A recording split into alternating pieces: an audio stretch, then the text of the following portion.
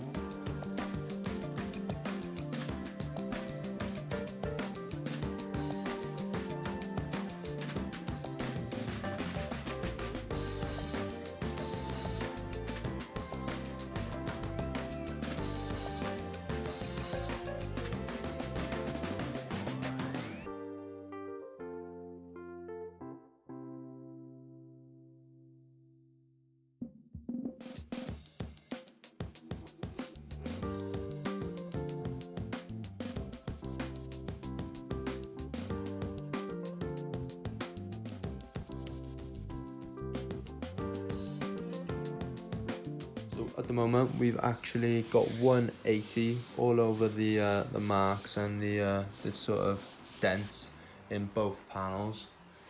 We've got the most of the dent out here. We're just gonna do a skim of filler on that, and we're just gonna keep cracking on, boys.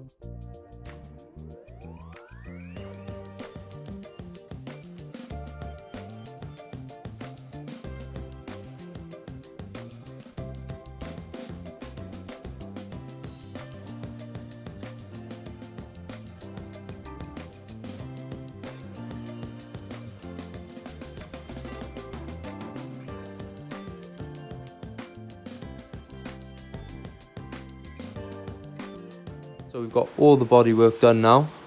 Feels very good. We just need a bit of glaze and putty on the few little pinholes in the wing, and we've got